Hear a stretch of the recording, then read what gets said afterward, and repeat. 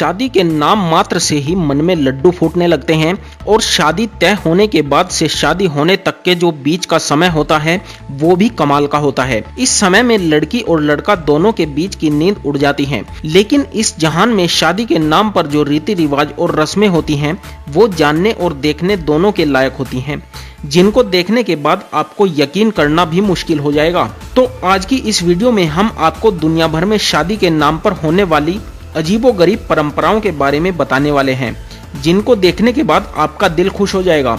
लेकिन वीडियो शुरू करने से पहले आपसे हाथ जोड़कर रिक्वेस्ट है कि अगर आप अभी बच्चे हैं तो कृपया करके इस वीडियो को यहीं पर बंद कर दें, क्योंकि ये केवल वयस्कों के लिए ही बनाई गई है। दोस्तों, अफ्रीका के कुछ देशों में इस परंपरा की बहुत ज्यादा मान्यता है। वहाँ जब किसी लड़का लड़की की शादी होती है तो लड़की की माँ सुहागरात को यानी पहली रात को दूल्हा दुल्हन के साथ ही होती है। ऐसा इसलिए होता है क्योंकि उनका मानना है कि पहली रात के दौरान दूल्हा दुल्हन दोनों की आपस में सही तालमेल नहीं बैठ पाते। इसी तालमेल को बैठाने के लिए और दोनों के बीच नजदीकियां बढ़ाने के लिए दुल्हन की माँ दुल्हन के साथ होती है। अब इससे नजदीकियां बढ़े ना बढ़े, लेकिन दूल्हा इससे जरूर अनकंफर्टेबल महसूस करता होगा। दोस्तों, चीन और मंगोलिया में दोर नाम की एक जनजाति रहती है जो अपनी एक अलग ही परंपरा के लिए जानी जाती है।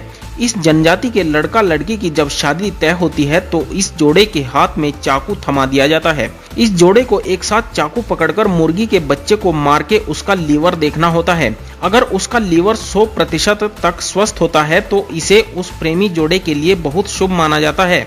लेकिन अगर चिकन के लीवर में कोई प्रॉब्लम निकलती है तो इनसे तब तक मुर्गी के बच्चों को कटवाकर उसके लीवर का निरीक्षण करवाया जाता है जब तक इन्हें एक स्वस्थ लीवर नहीं मिल जाता। दोस्तों, देख रहे हो ना शादी के नाम पर कैसी कैसी परंपराएं निकाल रखी हैं। दोस्तों, अब हम आपको बोर्नियो देश में शादी के नाम पर होने वाली एक ऐसी परंपरा के बारे में बताने वाले हैं जिसको सुनने के बाद आप सच में चौंक जाएंगे। दोस्तों, बोर्नियो देश में एक ट्रिडोन कम्युनिटी के लोग रहते हैं। एक तरह से ये पूरा देश ही इन्हीं का है, जो मलेशिया और इंडोनेशिया दोनों देशों का हिस्सा कहलाता है। इधर के लोग शादी होने के बाद नव विवाहित जोड़े को 3 दिन के लिए एक कमरे में बंद कर देते हैं और इस कमरे में ना तो कोई बाथरूम होता और ना ही टॉयलेट होता और 3 दिन बाद ही इस कमरे को खोला जाता है। इस बीच ये नव विवाहित जोड़ा इस कमरे में वो काम तो करता ही है जो शादी के बाद हर जोड़ा करता है, यानी कि संभोग। लेकिन इसके अलावा इस बंद कमरे में ये जोड़ा वो भी करता है जो एक इंसान रोजमर्रा की जिंदगी में करता है। आप सोच सकते हैं कि इस जोड़े को कितनी मुसीबतों से गुजरना पड़ता होगा। लेकिन दोस्तों, इस देश के लिए परंपरा पहले है, मुसीबत बाद में।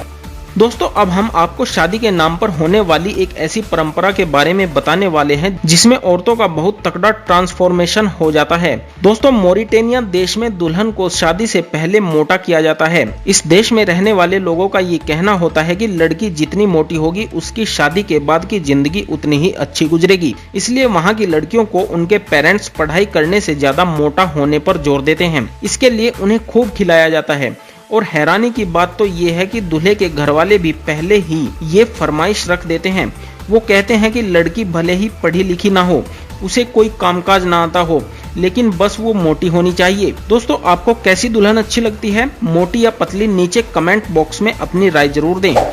अब हम आपको शादी को लेकर दुनिया का सबसे अजीब रिवाज बता देते हैं। दोस्तों, केन्या में मसाई जाति के लोग जब अपनी बेटी की शादी करते हैं तो शादी के दिन वो अपनी बेटी का सर मुंडवा देते हैं, जिसके बाद लड़की के ऊपर थूका जाता है। इसे वो आशीर्वाद कहते हैं। वैसे आमतौर पर थूकने को अच्छा नहीं माना जाता, लेकिन मसाई लोग अपनी इस परंपरा को सौभाग्य का प्रतीक मानते हैं। और साथ ही आपको ये भी बता दें कि इस समुदाय में सुहागरात से पहले दूल्हा अपनी होने वाली बीवी का चेहरा नहीं देख सकता। अच्छा हुआ ये रूल हमारे यहाँ पर नहीं है। दोस्तों, भारत में जहां सालियां जूता चुराकर ही खुश हो जाती हैं, वहीं रोमानिया देश में पूरी की पूरी दुल्हन को ही चुरा लिया जाता है। जी हां, यहां शादी के दिन दुल्हन को किडनैप करने की परंपरा है, जिसके बाद दूल्हा राजा अपनी होने वाली बीवी को छुड़ाने जाता है। और ऐसा करने के लिए दुल्हन को किडनैप करने वाले लोग दूल्हे साहब के लिए अच्छी खासी डिमांड रखते हैं, जिसको ना चाहते हुए भी दूल्हे को मानना ही पड़ता है। जिसके बाद दूल्हा दुल्हन को छुड़ाने के लिए डांस करके भी दिखाता है। दोस्तों, अब हम आपको फ्रांस में शादियों का एक ऐसा ट्रेडिशन बताएंगे जिसमें दूल्हे को ठीक से सुहागरात तक नहीं मनाने दी जाती। जी हाँ दोस्तों, फ्रांस में जब किसी जोड़े की शादी होती है तो पहली रात को उस नव विवाहित जोड़े के घर के बाहर उनके दोस्त और रिश्तेदार आकर खूब शोर शराबा करते हैं। वहाँ बर्तन बजाए जाते हैं, ड्रम बजाए जाते हैं और यहाँ तक कि उनको आवाजें भी लगाई जाती हैं। इस परंपरा को इसलिए किया जाता है कि उनके होने वाले शोर से नव विवाहित जोड़े के घर से नकारात्मक ऊर्जा चली जाती है और वो कपल अपना शादीशुदा जीवन काफी खुशहाली से गुजार पाता है।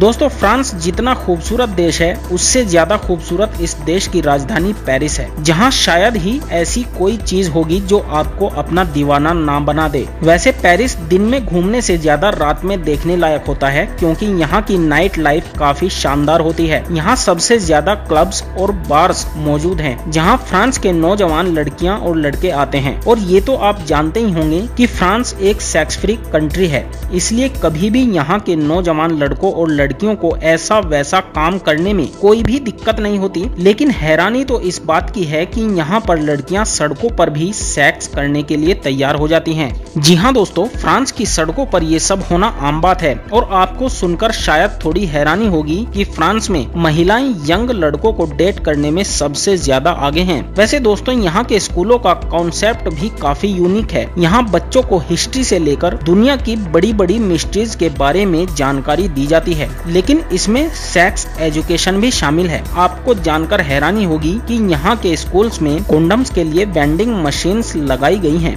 हालांकि इस पर कई अंतर्राष्ट्रीय संस्थाओं ने आवाज भी उठाई कि स्कूलों में इस तरह की वेंडिंग मशीनों का कोई काम नहीं है, लेकिन यहाँ की सरकार ने किसी की भी नहीं सुनी और कहा कि बच्चों को हर तरह की जानकारी होनी चाहिए। वैसे यहाँ की सरकार ने इस तरह के और भी कई अजीबोगरीब रूल्स बना रखे हैं। अगर यहाँ किसी महिला का पति जरूरत से ज्यादा फुटबॉल देखता है या जरूरत से ज्यादा सिगरेट पीता है तो उसकी पत्नी उसे तलाक दे सकती है। और यहाँ अगर कोई अपना काम खत्म करने से पहले विस्की या बियर पीता है तो उसे जेल तक हो सकती है। और यहाँ अगर कोई रेलवे स्टेशन पे किस करता हुआ पकड़ा जाता है तो ऐसा करना यहाँ गैर कानूनी माना जाता है। इस तरह के कई रूल्स फ्रांस में बनाए गए हैं। अब दोस्तों, ये तो आप जानते ही होंगे कि फ्रांस बहुत ही खूबसूरत देश है, जो घूमने के मामले में लोगों की पहली पसंद बना हुआ है। यहाँ लगभग हर साल 7.5 करोड़ लोग घूमने के लिए आते हैं, जो यहाँ की खूबसूरत जगहों का तो मजा लेते ही हैं, लेकिन इसके साथ साथ वो फ्रांस की नाइट लाइफ और यहाँ की लोकल कल्चर का भी मजा लेते हैं। दोस्तों, आपको बता दें कि यहाँ पर वेश्यावृत्ति का काम भी अलग ही लेवल पर किया जाता है। यहाँ हर एक वेश्यालय को सरकार द्वारा मान्यता दी जाती है और अगर यहाँ कोई भी लड़की चाहे तो वो वैश्या बन सकती है। बस उसे सरकार के कुछ नियमों को फॉलो करना होगा,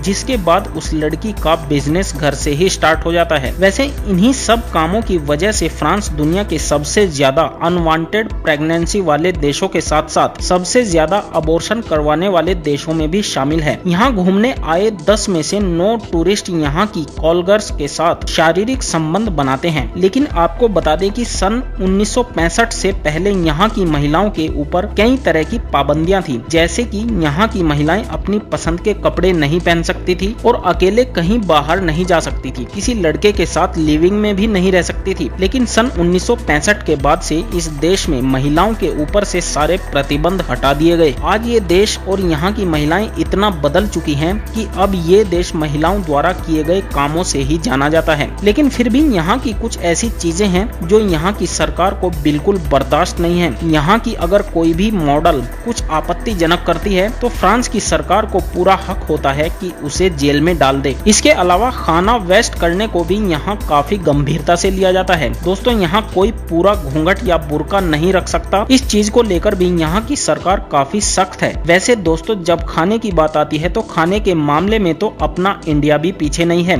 इंडिया में आपको खाने के लिए एक से एक बढ़कर स्वादिष्ट चीजें मिल जाएंगी, लेकिन जहाँ नॉनवेज की बात आती है तो सबकी जुबान पर चाइना का नाम ही आता है। आपको बता दें कि फ्रांस में भी नॉनवेज बहुत शौक से खाया जाता है। यहाँ कहा जाता है कि टेबल और कुर्सी को छोड़कर हर 4 पैर वाली चीज खाई जा सकती है। यहाँ हर जानवर के हर हिस्से को बड़े शौक से खाया जाता है। यहाँ 4 में से हर एक इंसान मोटापे का शिकार है। इसके अलावा यहाँ पर हर 5 में से एक इंसान डिप्रेशन का भी शिकार है, जिसमें ज्यादातर महिलाएं हैं। यहाँ की ज्यादातर लड़कियां 16 साल की उम्र होते ही अपनी वर्जिनिटी खो देती हैं, मतलब कि सेक्स कर लेती हैं। यहाँ की लड़कियां एवरेजन 26 साल की उम्र में शादी करती हैं। आपको बता दें कि यहाँ की लड़कियां 16 साल की उम्र से ही लड़कों के साथ लिव इन में रहने लगती हैं। दोस्तों पिछले कुछ सालों में फ्रांस बहुत बदल गया है। इस देश ने और यहाँ के लोगों ने एक दूसरे को अपने हिसाब से ढाल लिया है। यहाँ बीते 5 सालों में शराब के बड़े बड़े प्लांट्स लग गए हैं। साथ ही कई बार्स, डिस्को क्लब्स और कई फेमस रेस्टोरेंट भी ओपन हो गए हैं। दोस्तों फ्रांस का नाम दुनिया के उन देशों में शुमार है जिस देश के लोग दिन में तो काम करते ही हैं, लेकिन रात में भी अपने दूसरे कामों को कंटिन्यू रखते हैं। दोस्तों फ्रांस के लोगों ने ही पैराशूट को बनाया है। यहीं के लोगों ने सबसे पहले साइकिल बनाई